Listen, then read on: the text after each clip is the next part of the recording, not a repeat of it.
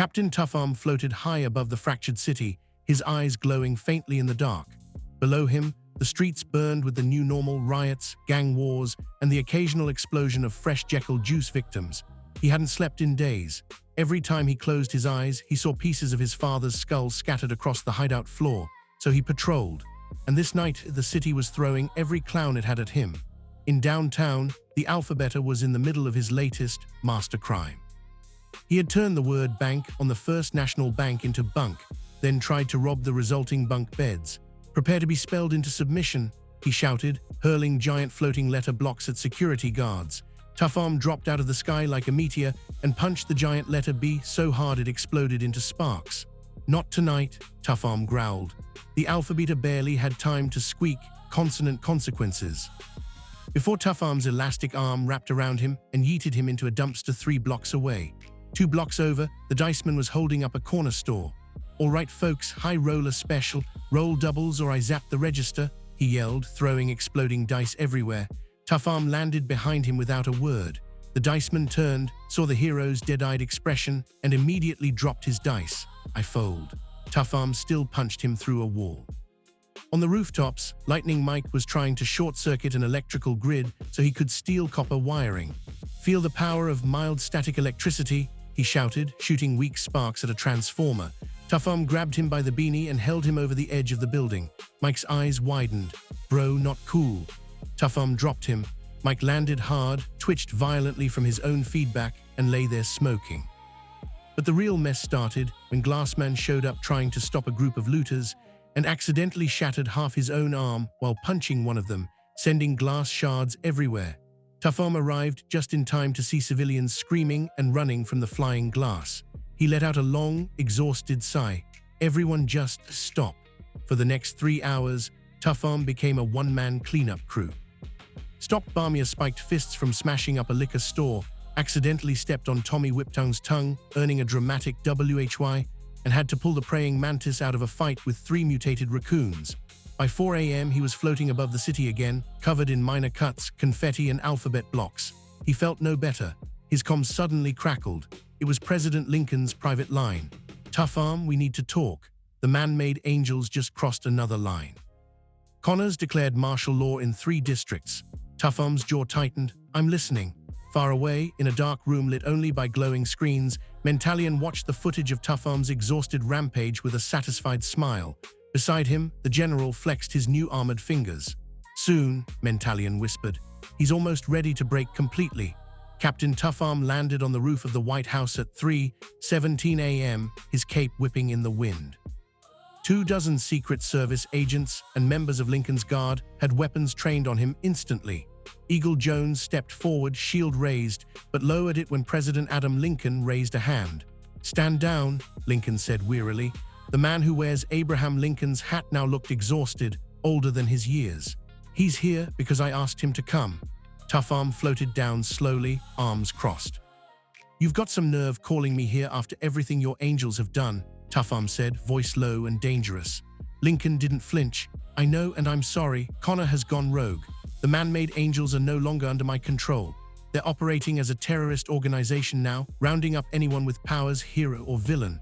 They've already killed civilians. I need your help, Captain." Tuffarm stared at the president for a long moment. "You spent months hunting me. And now you want me to clean up your mess?" "Yes," Lincoln said plainly, "because right now, you're the only one strong enough to stand against them." Meanwhile, in a fortified black site, Mangod Connor stood before a holographic display with the Abrahamic axis. Kabbalah Thomas adjusted his glowing yarmulke. Dark Cross gripped his cross-shaped blade. The Crescent stood silently, arms crossed. "Solomon 7, Peter Saint, and Meckerman have been interfering with our operations too many times," Connor said. "I want them removed permanently." Kabbalah Thomas smirked. "Finally, that traitor Solomon will learn what real power looks like." Dark Cross nodded solemnly. "False prophets must fall." The Crescent said nothing, but his eyes burned with anticipation. He still owed Meckerman a blade in the back. Over the next 48 hours, the situation exploded. The man-made angels, now fully rogue, launched coordinated strikes across multiple cities. They no longer bothered with arrests, they came to kill or capture. Entire neighborhoods were placed under martial law. The public, once divided, began rioting against the angels. Captain Tuffarm threw himself into the fight harder than ever. He tore through Angel squadrons, destroyed their drones, and rescued captured mutants. But he was only one man. During one brutal battle in Chicago, the Abrahamic Axis made their debut as Connor's enforcers. Kabbalah Thomas screamed, "That's anti-Semitic," and summoned a wave of frenzied supporters. Dark Cross descended like a wrathful angel, cutting through anyone he deemed sinful.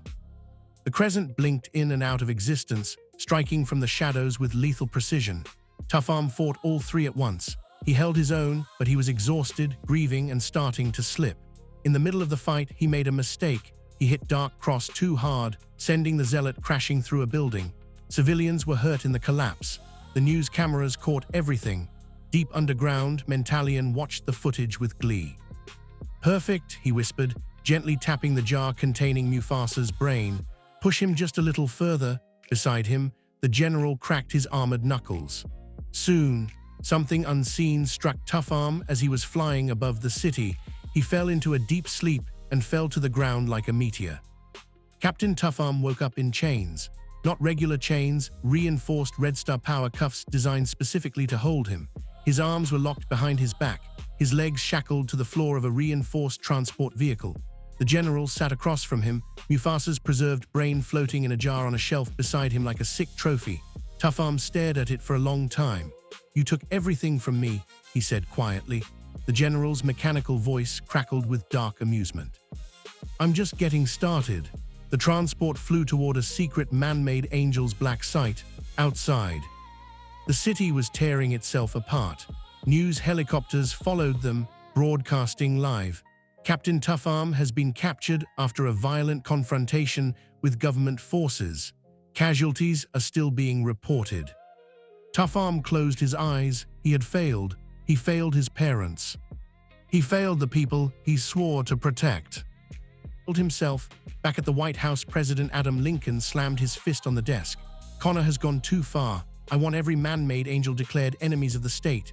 Release the footage of their war crimes, all of it." His advisors looked nervous. "Sir, if we do that, we're admitting we lost control of our own superhuman program." Lincoln's eyes, the same eyes that glow with the power of Lincoln's hat, burned with cold fury. "I'd rather lose the presidency than lose this country." Underground, in a hidden bunker, the three members of the Abrahamic Axis argued loudly while the elephant watched in silence. Kabbalah Thomas, "I should be leading this operation. My people built this land." Dark Cross, "Blasphemy. Only through Christ can we, the Crescent, infidels, all of you." The elephant finally slammed a massive fist on the table, cracking it. "Enough. We serve the same Lord, for now." Deep in hiding, Mufasa, still missing most of his brain, and Lil Blaze watched the live footage of Tuffarm being taken away. Mufasa's single remaining eye narrowed. "They finally got that motherfucker." Blaze clenched his fists. "We going after him?" Mufasa grinned, revealing sharpened teeth. "Fuck no, we aren't, but nobody touches my son but us." Captain Tuffarm was thrown into a maximum security cell deep underground. As the doors slammed shut, he sat against the wall, staring at nothing. For the first time since becoming a hero, he felt truly alone. High above, in orbit, a single tear floated from his eye. "I'm sorry, Dad." Deep beneath the Nevada desert, in a maximum security man-made Angel's black site, Captain Tuffarm sat chained inside a reinforced containment cell. Power-dampening cuffs glowed around his wrists and ankles. The walls were lined with Red Star suppression tech specifically built to hold him. He hadn't spoken in hours. The door hissed open. Mentalian floated in on a hover platform, his oversized head gleaming under the harsh lights. Behind him walked the general in his imposing power armor, carrying a tray of medical instruments. Tuffarm slowly lifted his head. His eyes were hollow. "You," he rasped. Mentalian smiled pleasantly. "Hello, Craig, or do you prefer Captain Tuffarm? We've never had a proper conversation since Bollock." Tuffarm's eyes narrowed. "What do you want?" "Samples," Mentalian replied simply. "Blood, DNA, tissue. Your unique physiology is quite fascinating."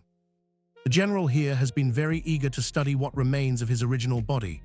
The general stepped forward without a word and began drawing blood, cutting tissue, and taking scans. Tuffarm didn't resist. He barely seemed to feel it. When they were finished, Mentalian held up a small glowing vial filled with purple liquid. "Do you remember this?" he asked softly. "MHT, the same substance that helped create you. but this version is special. It will give you back what you lost." Tuffarms stared at the vial. "I don't want it." "Oh, but you do," Mentalian whispered. "Deep down, you've always known something was missing." He injected the serum directly into Tuffarms' neck before the hero could react. The effect was immediate. Tuffarms' eyes widened. His body convulsed. Flashes slammed into his mind like hammer blows, his birth on Bolok, his deformed arm, his parents beating him in public, being abandoned in the wilderness. The destruction of Bolok, his destruction, as he tore through the facility in rage, causing the chain reaction that killed billions. His real parents, Carlos and Catalina Tripp, killed in front of him by Mentalian's orders. A guttural scream tore from Tuffarms' throat. He thrashed violently against his restraints, cracking the reinforced floor. "I killed them," he gasped, tears streaming down his face. "I killed my whole world, everyone." Mentalian watched with clinical fascination. "Yes, you did. Welcome back to the truth, Craig Tripp." Tuffarms slumped forward, broken. The fight had finally left him. Hours later, as Tuffarms sat motionless in his cell, the lights flickered. A section of the reinforced wall suddenly shimmered and vanished. A tall, striking man with fiery red hair, an eye patch, and ornate maroon armor stepped through, carrying a massive sword across his back. Malcolm Max, the Agarthan prince. He looked at the devastated hero chained to the floor and spoke calmly. "Captain Tuffarm, the surface world's chaos is bleeding into Agartha. My people are suffering because of what's happening up here. I've come to get you out." Tuffarm didn't move. "I don't deserve to be free." Malcolm Max grabbed the power cuffs and shattered them with a single strike. "You don't have a choice. The world still needs you whether you want to save it or not." He helped the broken hero to his feet. As they escaped through the hole in reality, Benjamin Sleep watched silently from a ventilation shaft high above, his white mask expressionless. He lowered his rifle. "Not yet," he whispered, "but soon."